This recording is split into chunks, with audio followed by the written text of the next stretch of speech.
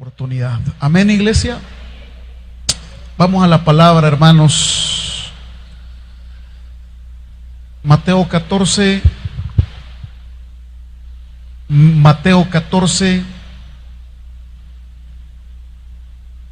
Quiero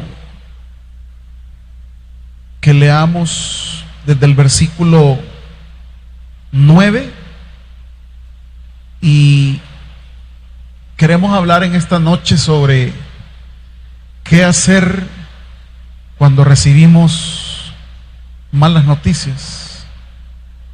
¿Cómo vamos a reaccionar cuando recibimos malas noticias? Cuando tenemos una encrucijada en la vida y no hayamos qué hacer. ¿Lo tienen conmigo, hermanos? Dice Mateo 14, versículo 9. Entonces el rey se entristeció, pero a causa del juramento y de los que estaban con él a la mesa, mandó que se la diesen. Dice el 10, y ordenó decapitar a Juan en la cárcel, y fue traída su cabeza en un plato y dada a la muchacha, y ella la presentó a su madre.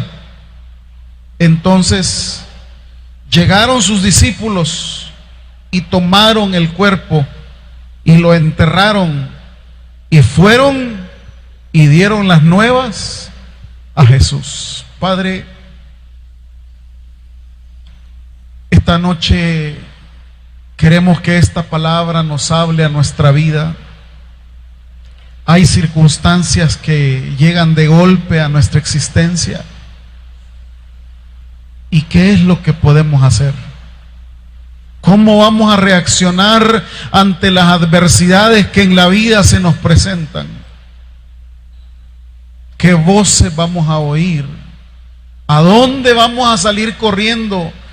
¿Dónde pondremos nuestra mirada? Ministra a todo tu pueblo que ha venido esta noche sediento de tu palabra. En el nombre de Jesús. Amén.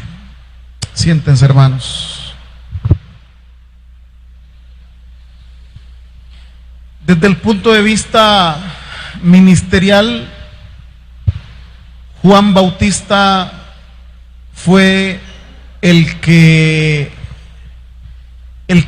comenzó este ministerio de las buenas nuevas. Ya lo decía él mismo: detrás de mí viene uno del cual yo no soy digno ni siquiera de desatar la correa de mi sandalia. Desde el punto de vista ministerial, es Juan el que prepara a Jesús para su labor ministerial. Es más, llega un día Jesús al río Jordán para que Juan, ¿qué le haga Juan Bautista a Jesús? ¿Lo qué? Lo bautice. Es Juan el modelo de líder. Antes de que Jesús comience su ministerio, es Juan el que ya está. Es Juan el que ha estado por mucho tiempo predicando, hablando, diciendo a la gente que se convierta. Y Jesús lo tiene como ese modelo, como ese líder. Hasta que algunos comentaristas dicen que el ministerio de Jesús comenzó cuando Jesús fue bautizado. Comenzó su ministerio público en esas palabras del Evangelio que dice: este es mi Hijo amado en el cual yo tengo complacencia. Allí comenzó el ministerio público de Jesús. Antes de eso era Juan Bautista el que tenía mayor renombre en toda Jerusalén. Y Jesús forma parte de este movimiento del Bautista. Jesús forma parte de este movimiento que quiere renovar Israel. Juan es un hombre que que Dios ha usado para poder llevar su palabra, y Jesús está adherido a eso. Posteriormente va a haber un pleito sobre los discípulos de Juan, los discípulos de Jesús, que lo va a decir el Evangelio de Juan también, pero más allá de todo eso, es Juan aquel líder que estuvo primeramente antes de que Jesús fuese llamado al ministerio. ¿Estamos ahí, hermanos? Pero hay un segundo componente, y es que Juan también es primo de Jesús. Fíjense ustedes cómo es la cosa. No solamente representa en la parte ministerial, sino que también la cercanía que tiene con Jesús es que son primos. Probablemente se criaron en la misma localidad donde vivían. Probablemente cuando ellos estaban pequeños jugaron. Probablemente cuando fueron creciendo, poco a poco compartieron sus propios secretos de niñez, de juventud, de todo lo que usted quiera. Pero aquí en el Evangelio de Mateo se nos presenta el texto y dice que Juan Bautista llegó a la fortaleza de Maqueronte de Herodes, y por pronunciar una palabra delante de Herodes, se enojó la mujer de Herodes, y se enojó de tal manera que le dijo a su hija: mira, pedile a Herodes que te dé la cabeza de Juan Bautista. Y dicho y hecho, no puedo leer el texto porque no es ese lo que quiero tratar esta noche, pero el texto que hemos leído dice, versículo número 8, ella, ¿qué dice, iglesia? Instruida primero por su madre, dijo: dame aquí en un plato la cabeza de Juan Bautista. Eso es lo que le pide. Y dicho y hecho, dice el pasaje que el rey se entristeció, pero a causa del juramento y de los que estaban con él a la mesa, mandó que se la diesen. Y el 10 dice: y ordenó decapitar a Juan en la cárcel. Versículo 11: y fue traída su cabeza en un plato y dada a la muchacha, y ella la presentó a su madre. Versículo 12: entonces llegaron sus discípulos, tomaron el cuerpo, lo enterraron y fueron y dieron las nuevas ¿a quién? Ahí está la noticia. Qué impactante pudo haber sido para Jesús eso. Qué impactante puede ser que le comuniquen la muerte de un familiar. Hermano, yo creo que eso es lo más difícil que hay sobre la faz del universo. Recuerdo esa madrugada que me hablaron por teléfono y me dijeron: tu papá acaba de fallecer. A tu hermano lo acaban de asesinar a las 3 de la mañana. Qué doloroso es eso, hermano. Y comienza uno a llenarse de diferente tipo de cosas en la mente, y usted no haya qué hacer, y dice: ¿y qué hago? Y me voy corriendo, y quién fue, y cómo hacer, y me vengo. Y ¿qué hacemos cuando hay ese tipo de noticias? ¿Qué hacemos cuando llegan esas noticias inesperadas a nuestra vida? No voy a hacer, lo que voy a ir a hacer es que me voy a ir a pegar una gran borrachera. No, hermano, no es eso. La borrachera no le va a ayudar a solventar su problema. Es más, le va a dar otro, porque le va a dar goma. ¿Qué hizo Jesús? Y como Jesús es nuestro modelo a seguir, ¿alguien dice amén a eso? Copiemos lo que Jesús hizo. Copiemos lo que Jesús hizo cuando estaba en esa coyuntura, cuando estaba en esa adversidad, cuando estaba en esa situación que le llenaba entre odio, entre rabia, entre amargura. Y es que ¿cómo no se va a sentir así? ¿Cómo terminó su primo decapitado por Herodes? Una injusticia. Y él como ser humano, pues claramente pudo, desde el punto de vista del Jesús humano, pudo haber dicho: qué desgraciado este Herodes. ¡Qué barbaridad este Herodes! Se pudo haber llenado de amargura. Y otro dato también más importante: el grupo de los discípulos de Juan Bautista, ¿cómo reaccionaron? ¿Lo habrán hecho con miedo? ¿Con qué lo habrán hecho? Pero ¿qué hace Jesús? Y aquí viene la primera cosa que debemos de hacer, hermanos, cuando estamos con esas noticias inesperadas. Dice el 13: oyéndolo Jesús, ¿qué hizo, hermanos? Se apartó de ahí en una barca a un lugar desierto y apartado. ¿A qué va Jesús? ¿Qué hace Jesús cuando está en esas encrucijadas de la vida que no encuentra una solución pronta? ¿Qué hace Jesús cuando no puede con la propia carga? ¿A dónde va Jesús? ¿A dónde va?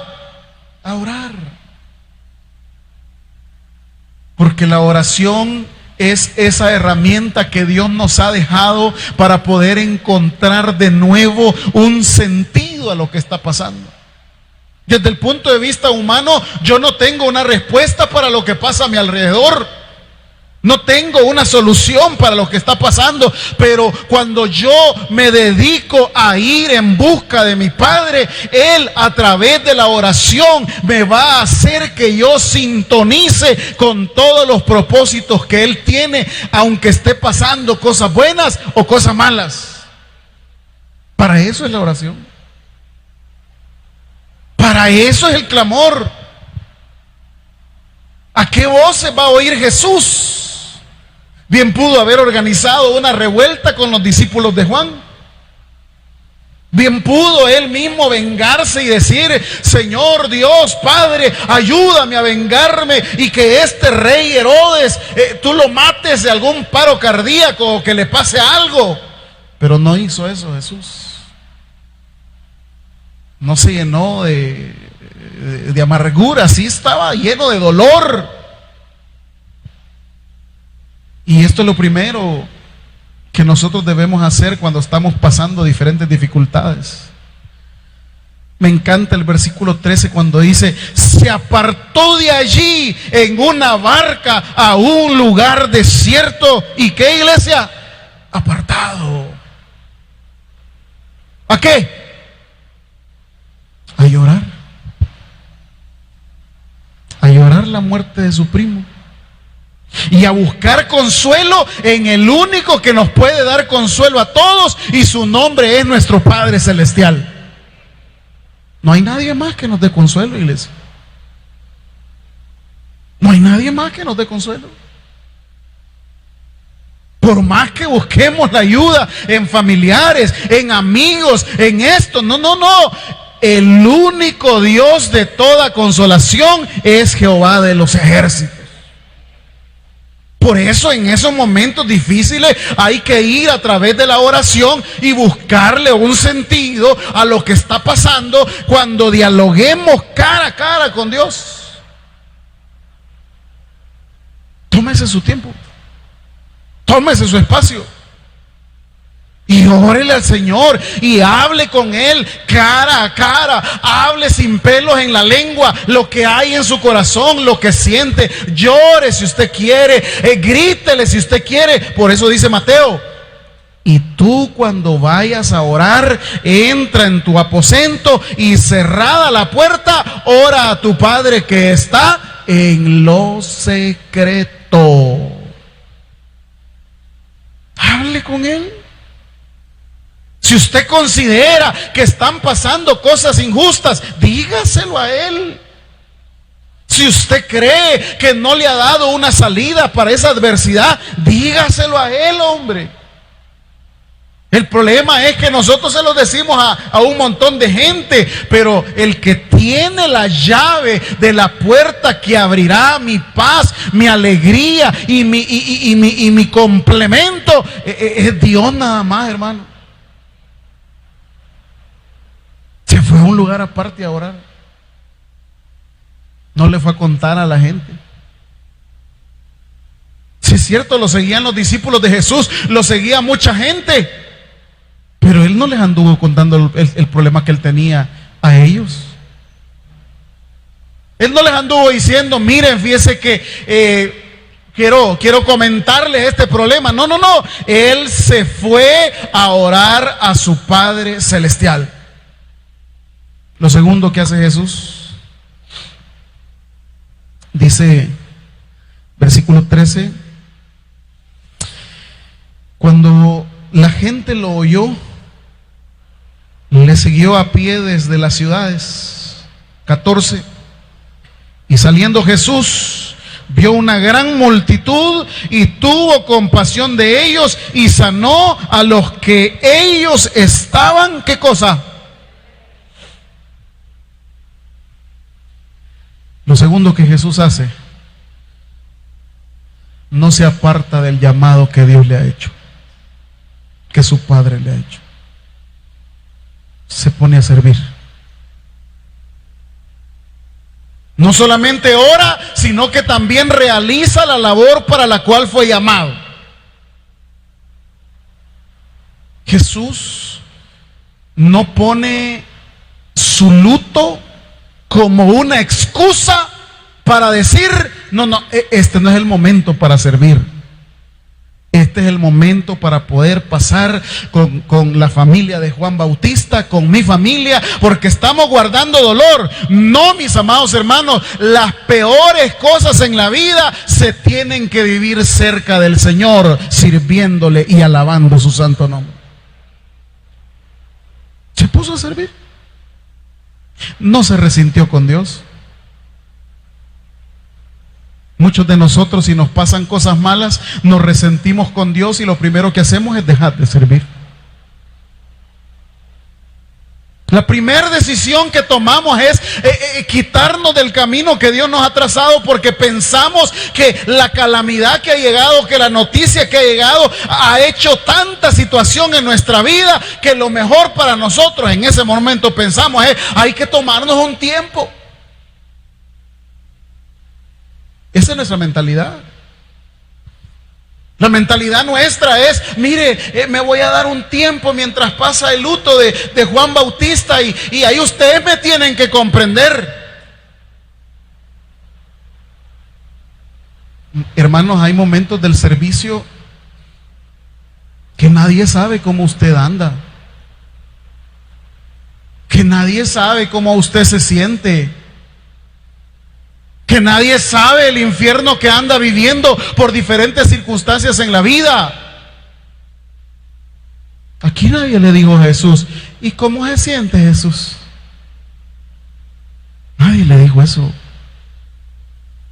Ay, es que uno necesita que le den una palmadita de vez en cuando. ¿Cuál palmadita? Dios no te da palmadita. Él te extiende su mano para que sigas caminando con Él a pesar del conflicto que estás viviendo. Vea, lea el pasaje. ¿Quién fue a decirle a Jesús? ¿Quién le externó su pésame? ¿Quién? ¿Quién llegó donde Jesús a decirle, ay Jesús, yo sé que en este momento te sientes bien adolorido en tu corazón porque tu primo lo acaba de asesinar Herodes? Pero hay gente que por situaciones similares a estas, su servicio no está en función de aquel que lo llamó, su servicio está en función de las personas. Muchos de nuestros servicios no está fundamentado en la roca que es Cristo. Muchos de nuestros servicios está fundamentado en la relación que tenemos con los demás. Y no debe ser así, hermano. Porque no le servimos a ningún hombre ni a ninguna mujer. Le servimos a nuestro Padre Celestial. El texto dice claramente, salió Jesús, vio una gran multitud, tuvo compasión de ellos. ¿Y qué se puso a hacer? A sanar a los que estaban enfermos. Pero ¿quién consoló el corazón de Jesús? Nadie, humanamente hablando, nadie. ¿Y usted está esperando que consuele su corazón a alguien? ¿Y usted está esperando que alguien llegue a darle una palmadita? No, amados hermanos, cuando uno le sirve al Señor, sabe que este es un camino difícil, pero sabe que Dios nunca nos ha dejado ni nos ha abandonado. Y a pesar de la situación, a pesar del conflicto que yo estoy pasando, hay que seguir sirviendo, porque aquí no hay otro camino que hacer. No hay. ¿Y qué va a hacer pues? ¿Se va a resentir con Dios? ¿Y qué va a hacer? Haga lo que hace Jesús. Se puso a servir. Tercer cosa. Casi termina el día, dice el 15. Cuando anochecía, se acercaron a él sus discípulos, diciendo: el lugar es desierto y la hora ya pasada. ¿Qué quieren los discípulos que Jesús haga? Despide la multitud para que vayan a las aldeas. ¿Y qué dice? Compren de comer. Aquí se presenta un problema. No es comparado. Hay un problema de la gente que tiene hambre y hay otro problema de Jesús que está de luto. ¿Cuál problema es más grave? ¿Cuál es? El de estar de luto. Pero Jesús, en lugar de ponerse a conmiserarse, Él se pone primero a orar, luego se pone a servir, y cuando están en dificultades, no lo hace bajo la óptica humana, porque los discípulos quieren resolver el problema haciendo que la gente se vaya lejos de Jesús, y las cosas no se arreglan lejos de Jesús, las cosas se arreglan cerca de Cristo Jesús. Los discípulos quieren arreglar los problemas, que la gente vaya a comprar a las aldeas. Su mirada la ponen en el dinero que ahí tienen. Pero hermano, y ahí viene la tercera cosa: las situaciones en la vida no se solucionarán muchas veces como con las ideas humanas.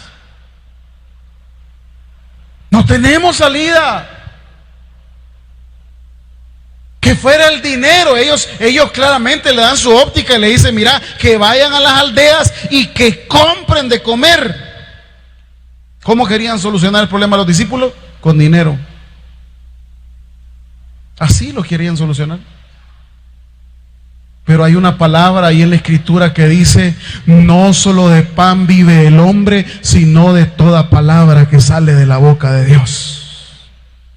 Todos los elementos humanos que muchas veces tenemos son inservibles o perecederos. El dinero te puede servir para un par de días, pero la bendición y el respaldo de Dios harán que siempre tengas la garantía de que nunca te falte nada. Vayan y compren, dice los discípulos. Ellos la solución la tenían en su propia idea humana. Y hermanos, muchos de nuestros problemas no es el problema el dinero. No es el problema el dinero. Sí, el dinero viene a formar parte de una de las grandes adversidades que nosotros los hombres y los seres humanos vivimos. Pero para Dios eso no es problema, porque la Biblia dice: de Él es el oro y la plata de este mundo. El problema es que cuando yo pongo mi mirada en el dinero, es una tentación. ¿Sabe usted que en los evangelios el mayor adversario de Jesús ni siquiera fue el diablo, Satanás? ¿Sabe quién era el mayor adversario de Jesús en los evangelios? El dinero. La comodidad de la gente. La gente que tiene su esperanza puesta en ese dinero. Dios no se fija en el dinero. Es más, llegó una anciana al templo y depositó 3 dracmas y otro fariseo depositó una gran cantidad de dinero. Y Jesús les dijo, ¿quién de ellos depositó más? Claro, todos se decantaron diciendo, el fariseo que depositó tanto. No, dijo, lo hizo esta anciana, porque ella dio todo lo que ella tenía. O sea, para el Señor no. El problema del Señor no es dinero, hermanos. El problema del Señor es que nosotros tenemos nuestra esperanza en el dinero. Nosotros vivimos correteando por el dinero, queriendo alcanzar el dinero, queriendo conquistar el dinero, cuando el Señor dice, el día que vos me busques así como buscas la plata, ese día no te va a hacer falta nada. El día que me busques como buscas la plata. Porque para ir a buscar la plata en el trabajo, 5 de la mañana, 4:30 de la mañana, vamos a trabajar y negocio y aquello y donde está tu tesoro, ahí está tu corazón. Pero el día que yo me levante y lo primero que sienta en mi vida al amanecer no es, tengo que ir a trabajar para ganar dinero, tengo que levantarme a hacer negocios, sino que yo diga, tengo que levantarme para alabar el nombre de Dios. Tengo que levantarme para buscar su presencia en oración, en la lectura bíblica. Ese día, cuando yo lo busque en espíritu y en verdad, ese día no me va a hacer falta nada. Lo cuarto, mientras aquí hay una expresión en el 16, léanla conmigo, que dice, Jesús les dijo, no tienen necesidad de irse, dadles vosotros de comer. Ellos dijeron, no tenemos aquí sino 5 panes y 2 peces. 18, Él les dijo, traédmelos acá. 19, entonces mandó a la gente a recostarse sobre la hierba. La expresión en el versículo 18, traédmelos acá, ciertamente en el castellano está relacionada con los panes y los peces, pero en realidad es una expresión que va digamos de manera contraria a lo que los discípulos quieren. Del versículo número 15, cuando anochecía se acercaron a él sus discípulos, dijeron, el lugar es desierto y la hora ya pasada. ¿Cuál es esa expresión que dice el 15? ¿Despide qué? A la multitud, échala, que se vayan a las aldeas. Pero ¿qué dice Jesús en el 18? Traédmelos acá. ¿Cómo se van a solucionar los problemas? ¿Cerca de Dios o lejos de Dios? En la medida que tú te alejes, te va a faltar tu pan. En la medida que tú te acerques, te va a sobreabundar y vas a quedar satisfecho. ¿Pero qué haces? Si lo primero que se te ocurre en momentos de dificultad es alejarte de Dios, lo primero que nuestra mente piensa es en separarnos de Dios, cuando debe de ser todo lo contrario. Hay que acercarnos al Señor, porque cuando estamos cerca del Señor, Él va a hacer que nada nos falte a nuestro alrededor, hermanos. Dele un fuerte aplauso al Señor.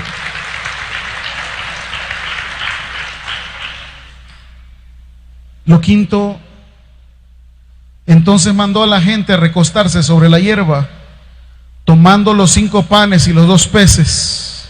Aquí viene lo quinto. ¿Cómo comenzó el versículo número 13? Oyendo Jesús se apartó de ahí en una barca a un lugar, ¿cómo, iglesia?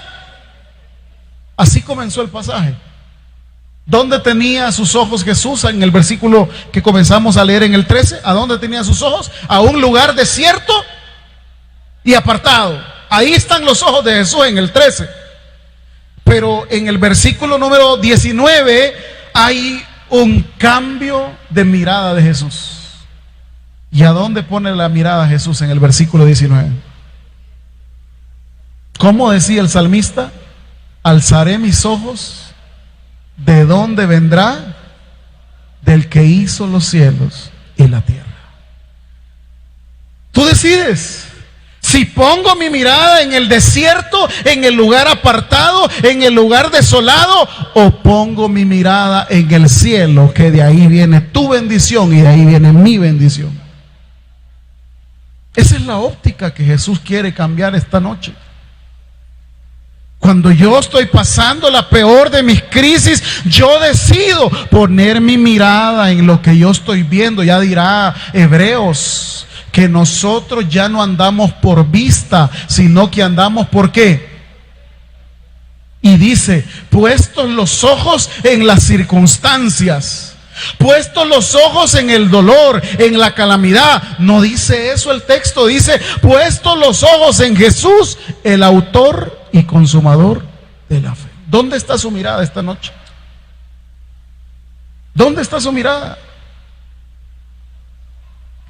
Y cuando Él pone sus ojos en el cielo, dice, bendijo y partió, dio los panes a sus discípulos y los discípulos a la multitud, y comieron todos y se saciaron. Y me encanta esta frase, y recogieron, ¿qué, hermanos? Esa frase, sobrar. Solo te va a sobrar cuando estés cerca del Señor. Solo te va a sobrar cuando tus ojos no estén en las circunstancias, estén en el cielo. Sobró, dice el texto. Y una última cosa, versículo 21. Los que comieron fueron como 5,000 hombres, sin contar las mujeres y los niños. Aunque el título dice la alimentación de los 5,000, en realidad dicen algunos comentaristas que no fueron menos de 25,000 personas. El contexto de la cultura patriarcal hace que solo se consideren los hombres. Por eso dice 5,000 hombres. Pero el Evangelio rescata una última parte en el 21 donde dice, sin contar las mujeres y los niños. ¿Qué quiere decir eso, pastor? Que todos tenemos la posibilidad de acercarnos al Señor y en esos momentos de hambre espiritual, que Él nos sacie de su pan del cielo. Hombres, mujeres, niños, jóvenes, ancianos, todo mundo podemos accesar a ese Padre Celestial. Iglesia, esta noche, si estás pasando por una situación difícil, no olvides lo que hizo Jesús. ¿Cómo terminó el texto? Comenzó con un luto, terminó con la gloria de Dios manifestándose en la gente. Quizá esta noche estás de luto por diferentes problemas que estés pasando, pero si te acercas a Jesús, Él va a cambiar tu lamento en baile. Démosle un fuerte aplauso al Señor. Padre, gracias por tu palabra. No queremos poner nuestros ojos en las aldeas. Eso hicieron los discípulos, que vayan a las aldeas y que compren. Queremos poner nuestros ojos en lo alto, porque nuestro socorro viene de ti, Señor. Quisiera que si hay alguien que quiere que oremos, se ponga de pie. Si usted está pasando una circunstancia difícil, póngase de pie, vamos a orarle al Señor, para que lo mismo que hizo Jesús podamos nosotros también hacer. Jesús fue a buscar una comunión con el Padre a través de la oración. Jesús no dejó de servir. Jesús, muy contrario de los discípulos, sabe que las cosas no se van a resolver bajo la óptica humana. La salida para Jesús no es las aldeas. La salida de Jesús viene de lo alto. Para los discípulos, la solución está en alejar a la gente de Jesús. Para Jesús es: traédmelos acá. Lejos de Jesús les falta la comida, les falta el pan. Cerca de Jesús, dice el texto, les sobró. ¿Qué palabra esta, iglesia? Si usted conoce esta alabanza, le vamos a decir al Señor: alzo mis ojos. Alzo mis ojos, ¿de dónde vendrá mi socorro? Alzo mis manos, ¿de dónde vendrá mi ayuda? Toda la iglesia le decimos: mi socorro viene de ti, mi ayuda viene solo de ti, mi socorro viene. Mi esperanza está puesta solo en ti, Jesús. Oh, Jesús. Alzo mis ojos, le decimos. alzo mis ojos, ¿de dónde vendrá mi socorro? Alzo mis manos, ¿de dónde vendrá mi ayuda? Mi socorro viene,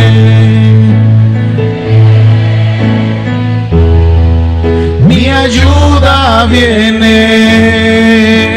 solo de ti, mi socorro viene de ti, mi esperanza está puesta solo en ti, mi socorro viene de ti, mi ayuda viene solo de ti, mi socorro viene de ti, mi esperanza está puesta solo